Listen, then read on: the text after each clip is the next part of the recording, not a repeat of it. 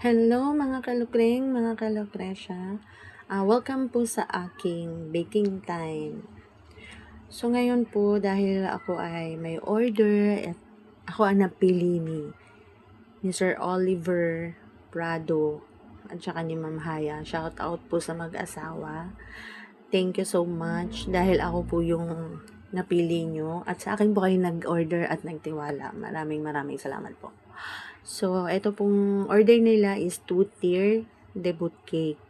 Para po sa kanilang dalaga na magdedebut na. Actually, ito po ay late upload na po, late post dahil medyo busy po ako. Dahil syempre may trabaho ako.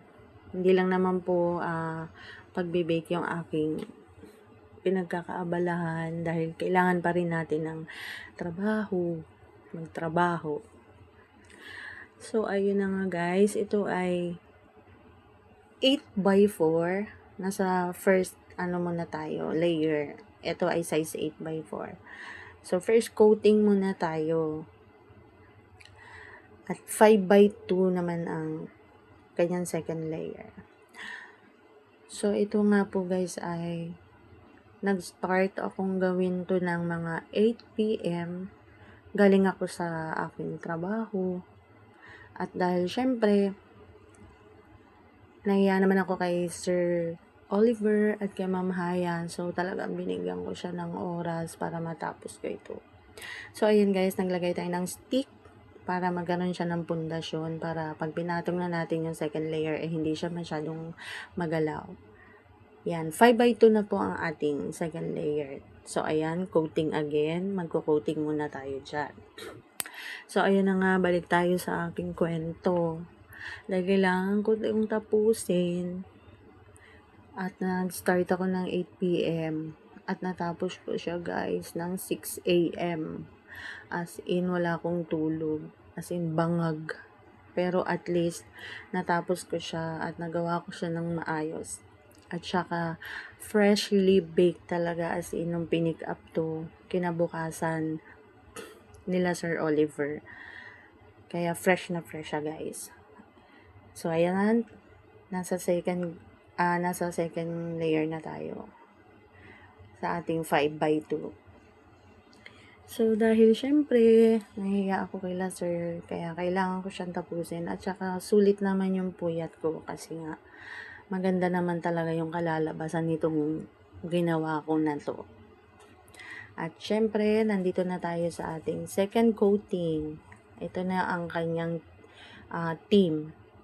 Ang napili ng ating debutant is light pink or faded pink. Yan. Kasi yan po yung team niya. At ang team niya is flower. Yan. So, girly talaga ang ating debutant dito. Yan, guys. So, second coating na tayo. After nyan, guys, gagawa naman tayo dyan ng bulaklak na rose. Yan. Bali, ang gagamitin ko ditong color is green, faded pink, at saka para siyang yellow. Parang ganun, yellowish po siya na kulay. Para magkaroon ng ibang color naman yung kanyang cake. So, lalagyan natin ng medyo yellowish na kulay na flower. Pero hindi siya sunflower, parang lang siya. Kapareho lang niya guys. Para angat konti ng kulay yung ating cake. Yan. Tapos medyo dinagdagan ko siya ng beads, yan. Para mas enhance pa yung itsura niya guys. So, ayan, flowering na tayo. Alam nyo guys, pag nagbe-bake kayo, talagang kailangan nyo ng oras para dito. Talagang oras, matyaga, kailangan mahaba ang pasensya nyo. At syempre, gusto nyo yung ginagawa nyo. Ayan.